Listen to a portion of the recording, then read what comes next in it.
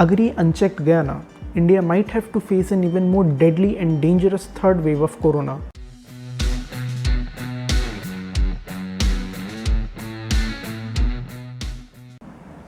जैसे कि आप सबको पता है, इस साल की कोविड-19 की जो सेकेंड वेव है वो पिछले साल से कई गुना ज़्यादा खतरनाक है।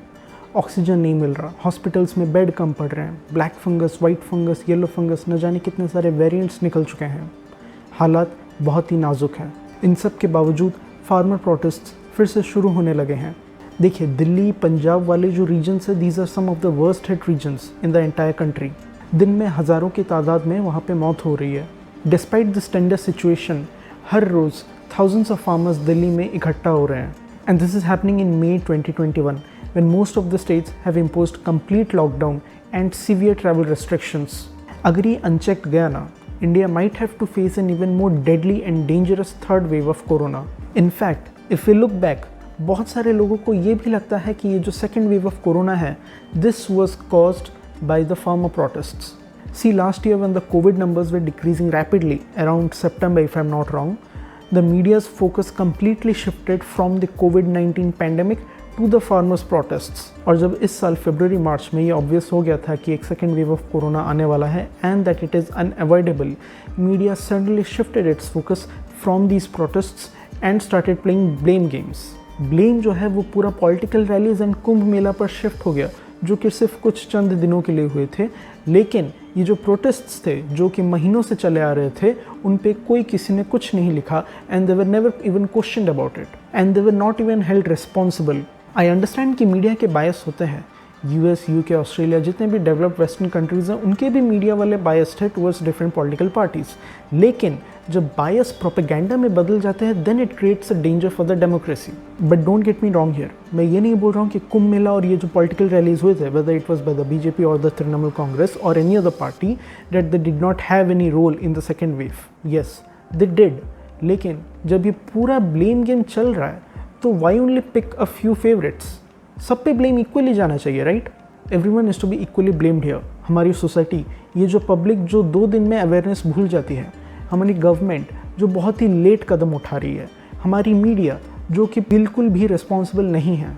Okay, forget the second wave, third wave पे आते हैं and how we can prevent it from happening. Interestingly, जब फार्मा की यूनियन लीडर्स को ये पूछा गया कि how are you planning to tackle the कोविड-19 वायरस, जब आप इतने तादाद में, इतने हज़ारों की स्ट्रेंथ में लोगों को यहाँ पे इकट्ठा कर रहे हैं, जमा कर रहे हैं दिल्ली में प्रोटेस्ट करने के लिए, how are you planning to prevent the spread of corona virus? Believe me or not, they said that कोविड-19 एक गवर्नमेंट का प्लान है, एक कॉन्स्पिरेसी है, एक इमेजिनेशन है, जो कि सिर्फ ये प्रोटेस्ट्स को तोड़ने के लिए बना है। उनका ये भी कहना है कि उन्हें मौत से डर नहीं लगता और कोविड वायरस आए या जो भी वायरस आए, वो पीछे नहीं हटेंगे।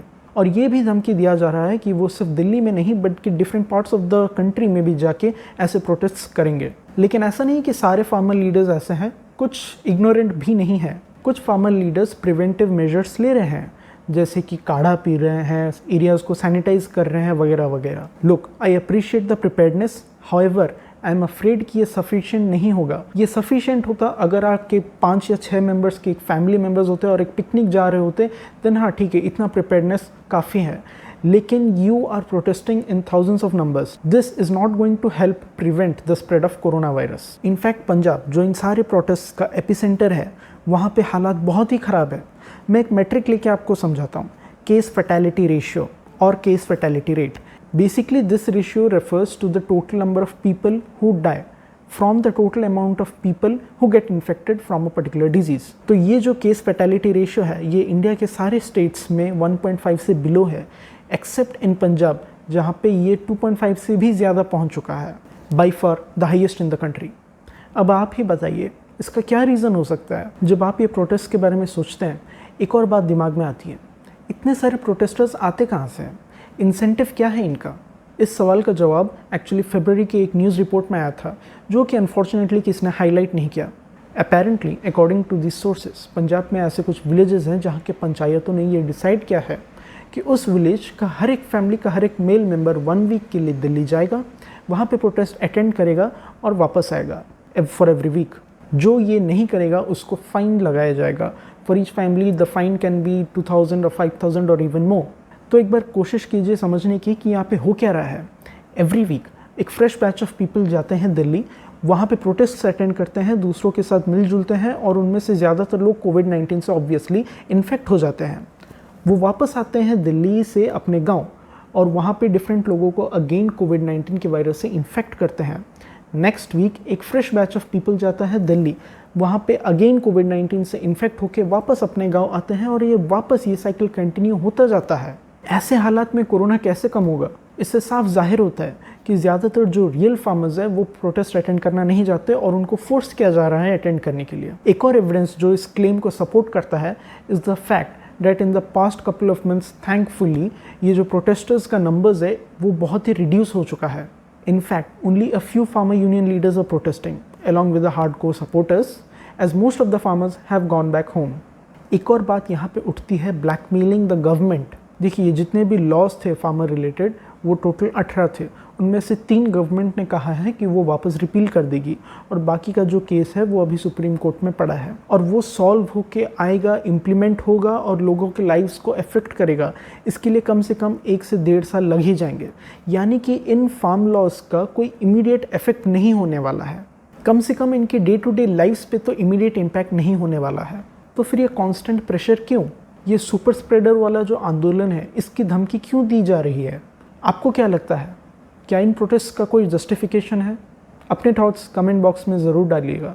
एंड जिस टाइप का हुलिगनिज्म इन प्रोटेस्ट साइट्स पे हो रहा है that is quite heart breaking. आपको पिछले साल के न्यूज़ तो याद ही होंगे।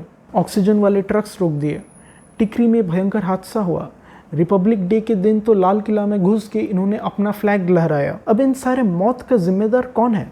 आप ही बताइए। गवर्नमेंट, ऑपोजिशन, मीडिया या ये प्रोटेस्टर्स, या हम लोग जो अपनी आवाज़ बहुत पहले खो चुके हैं? और इन सब केओस के बीच अगर कोई पैसा बना रहा है तो वो है global media, specially the western media, the likes of BBC and the New York times. देखिए ये जो वेस्टर्न मीडिया होती है ना, इनको हमेशा एक चुल मची रहती है to showcase the Asian countries, specially the South Asian countries like India, Bangladesh, Pakistan, Indonesia, Philippines and so on in a very low light. हमेशा नीचा दिखाने की कोशिश करते हैं और ये अभी नहीं, ये बहुत पहले से होता आ रहा है। कुछ 3-4 महीने पहले द न्यूयॉर्क टाइम्स ने एक ऐड निकाला था फुल फ्रंट पेज वाला, paying a tribute to the million farmers protesting in India. Although number million के आसपास बिल्कुल भी नहीं पहुंचा था, वी ऑल नो दैट। और इस बार भी जब हम कोविड-19 के सेकेंड वेव के साथ लड़ रहे थे, द न्यूयॉर्क टाइम्स ने एक फुल फ्रंट पेज ऐड फिर से निकाला और वो फ़ोटो क्या थी? आपको याद होगा, सोशल मीडिया पे बहुत वायरल हो गई थी। जी हाँ, दिल्ली के शमशान घाट की एक फ़ोटो थी, एक ड्रोन कैमरा शॉट था जिसमें बहुत सारे मुर्दे जलाए जा रहे थे। इस टाइप की फ़ोटो वो अपने फ्रंट पेज पे डाल रहे थे, जबकि उनकी हालत कुछ महीने पहले, पिछले साल, इससे भी ज़्यादा बुरी हो गई थी। कुछ वेस्टर्न कंट्रीज़ में तो हालत इतनी बुरे हो गए थे कि मिलिट्री को लाना पड़ा टू कलेक्ट ऑल द कॉर्प्सेस। दोनों बार उन्होंने हमारी ही मजबूरी को लेकर, हमारी ही आपसी मामले को लेकर एक ऐसा नैरेटिव बनाया जैसे कि इंडिया पूरा बेकाबू हो चुका है। और हम क्या कर रहे थे? उनको आंसर देने के बदले अपने में ब्लेम गेम खेल रहे थे एज यूजुअल। देखिए अभी ये जो हालात थोड़ी बहुत कंट्रोल में आई है ना, that was because of the sacrifices made by doctors, frontline workers and lots of other people. In the past couple of months बहुत से लोगों ने अपने बहुत से रिश्तेदारों, नहीं तो करीबी दोस्तों को खोया है। अगर हम इसे भूल जाएं और फिर से मास गैदरिंग्स को अलाउ करें ऑफ एनी काइंड, प्रोटेस्ट्स हो या रिलीजियस फेस्टिवल्स हो या वेडिंग प्रोसेसन्स हो या जो भी हो, लेकिन हम अगर फिर से लापरवाह होंगे, अपनी ईगो को आगे रखेंगे और ये चीज़ भूल जाएंगे और ये सबक नहीं सीखेंगे, देन हमें कोई बचा नहीं सकता। तो इसके साथ मैं ये वीडियो एंड करना चाहूँगा, but before I leave I would really love it अगर आप मेरे चैनल को सब्सक्राइब करें। देखिए ये ग्रोइंग चैनल है, बढ़ता हुआ चैनल है। अगर आप सब्सक्राइब करें, लाइक करें, देन ये चैनल बहुत आगे जाएगा, देन मुझे और भी बेटर कंटेंट बनाने के लिए बहुत अच्छी प्रेरणा मिलेगी। आशा करता हूँ आपसे बहुत ही जल्द मिलूँगा। Thank you.